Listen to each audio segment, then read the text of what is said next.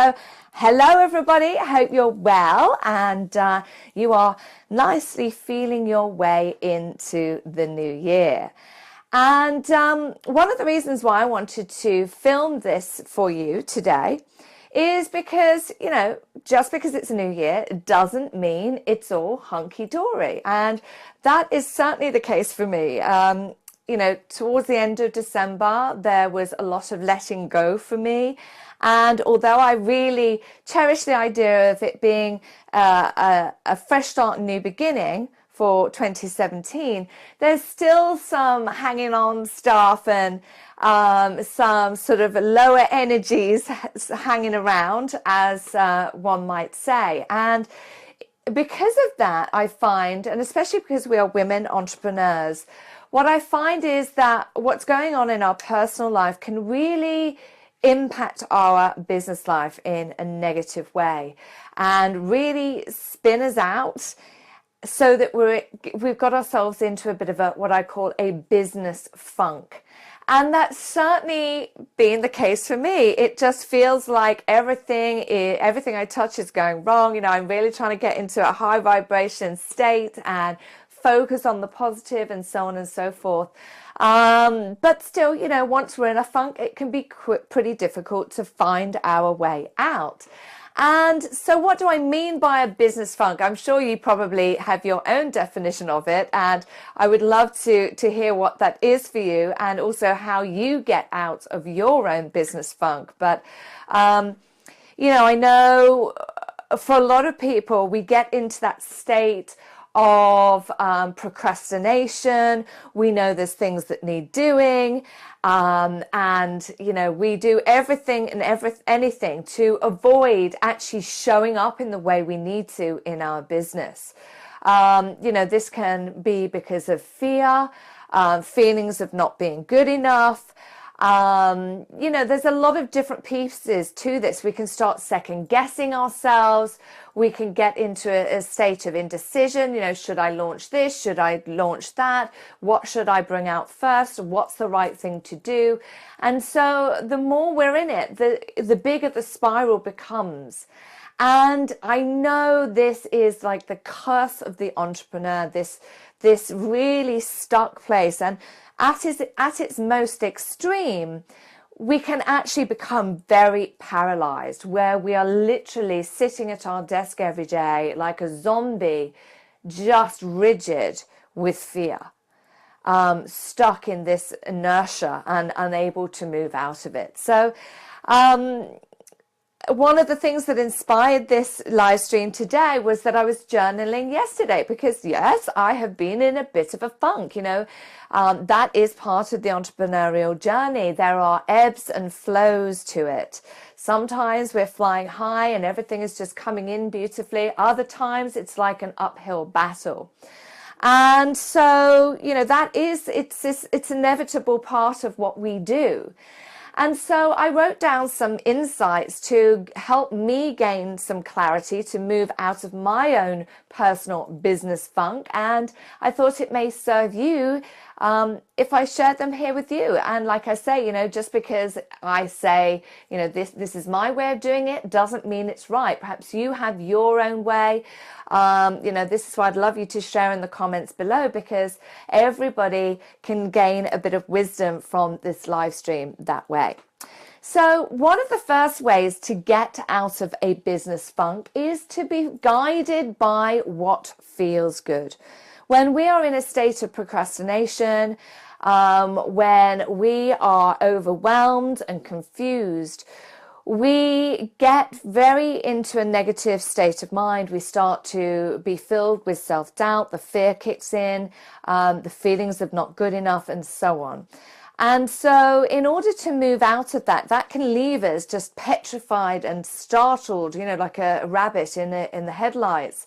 And one of the ways to move through that quickly and easily and gracefully is to really go for what feels good. So from where you're at, start to think, what would feel good in this moment? What could I do now that would feel better compared to where I am in this moment? And so make that decision and start to do it. And then that will then pull you forward into this better way of being, when we can start to attach more enjoyment and fun and reward to the things that we're doing, when we're working from a place of passion, when we're doing things that inspire and motivate us, even if it's in the smallest way initially, that can be enough just to pull us out of that little hole that we're in, that business funk that we're in. And then from there, we can keep leading with the next feeling good kind of thing. The second way to get out of a business funk is to limit outside noise and interference. So, hands up.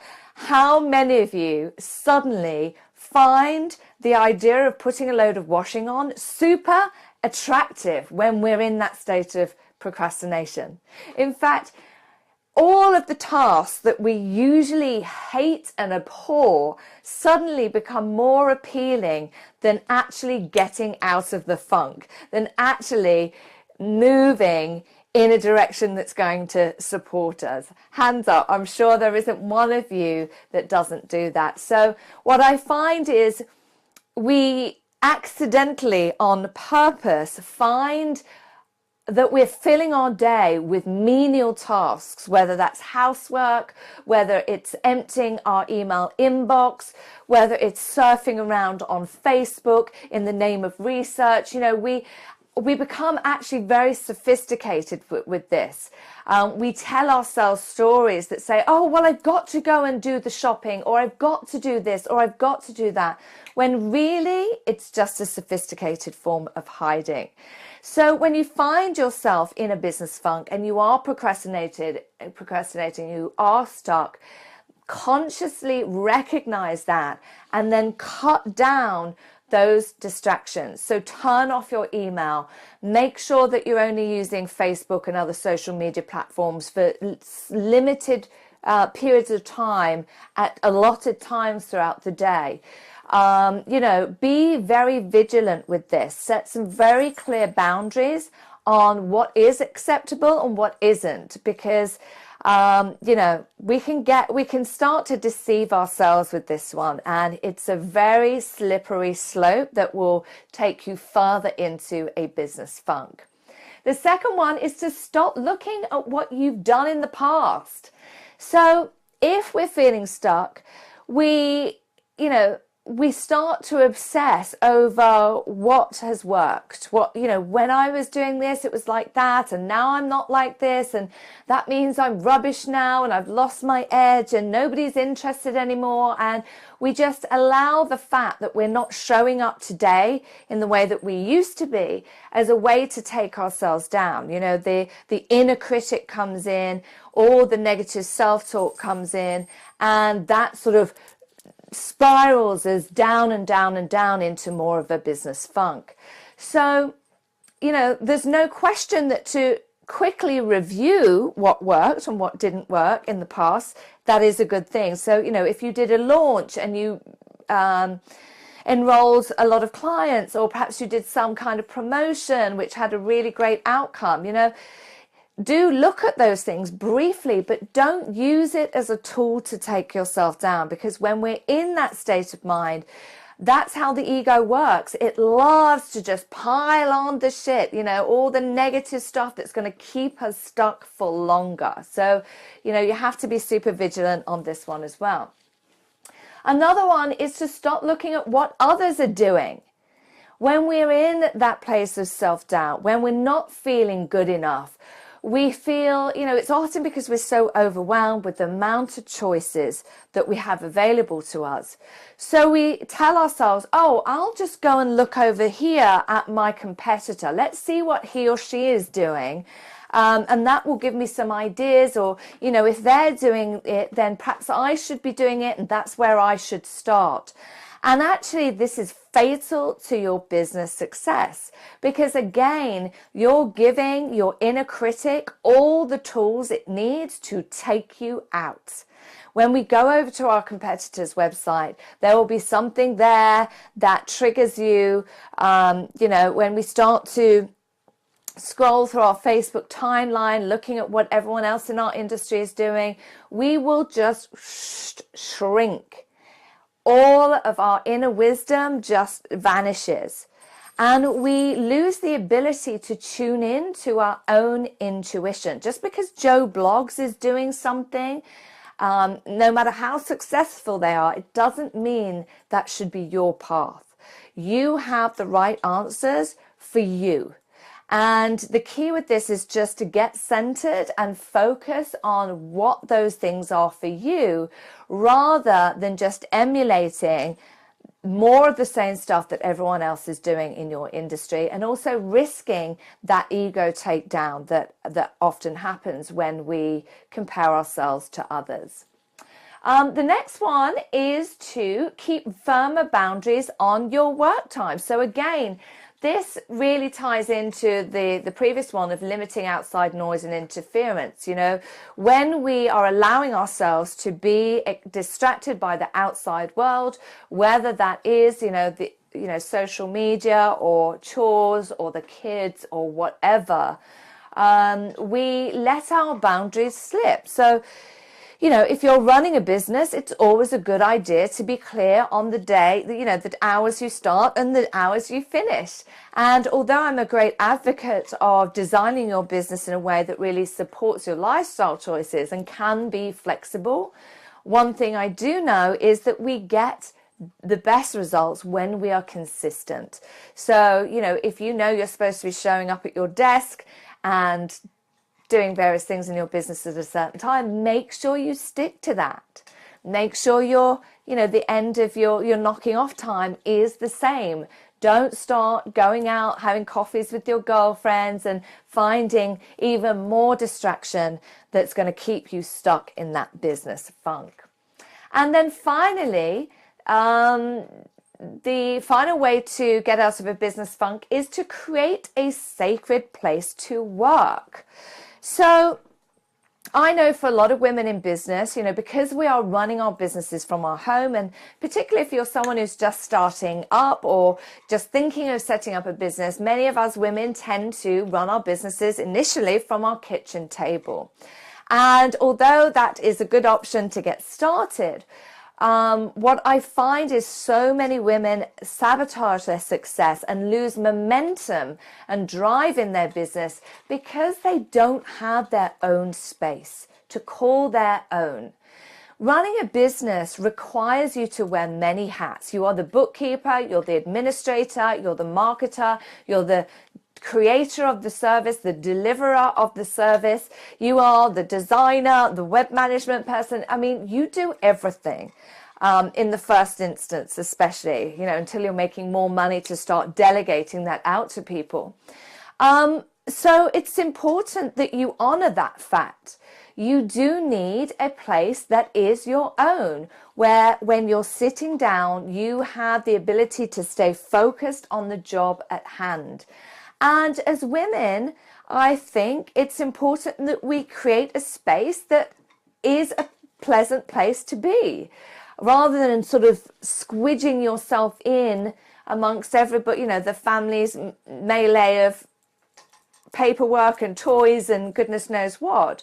As women, we need to feel nurtured and supported in order to show up powerfully. So make sure you do create your own space where you can sit down and be focused. Make sure you've got flowers on the table, or light a candle, or position your desk so you're looking out of the window and you've got a nice view in front of you. Or, if push comes to shove and you don't have that option, then make sure you've got some beautiful pictures on your desk, or a painting hanging in front of you, something that's going to inspire you and make you feel good. So, that is something that's going to help you get out of a funk, because all of this disruption and distraction is not going to move you forward and help you find that centered place that's going to give you the next right step. And that is the key. When we are procrastinating, when we're feeling stuck, when we're in that fear, and if we're so in it that we're paralyzed, I would recommend to focus on the first, whatever the right next step is. You don't need to know the whole plan. In order to get from here to here, you don't need to know every step of that equation. You just need to know what the very next step is. So in order to do that, I would recommend getting clear on where you are now. Get into reality about where you are now in this moment. And then the minute you do that, the next step will reveal itself to you. And the beauty of this process is you will never get more than the first or second step.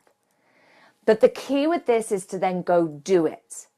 But because you've only got 1 or 2 steps, you will never get into overwhelm. So all you need to commit to is taking the next right action. And then from that perspective, once you've moved forward, then other options and different insights will open up to you and you'll be available to take the next step. And as Oliver Wendell Holmes said, the journey of 1,000 miles begins with the first step. So I hope these insights have served you. I would love to hear what you do to get out of a business funk. And if you enjoyed this live stream, please do like it or heart it or share your comments below. And please help me to help others get out of their own business funk by sharing this video. Thanks very much. This is Victoria Player signing out. Bye for now. Man, it's like good ain't good enough, so you gotta be great, and I'ma do whatever it takes, giving you my all, every take, play fill to the top on 7 miles.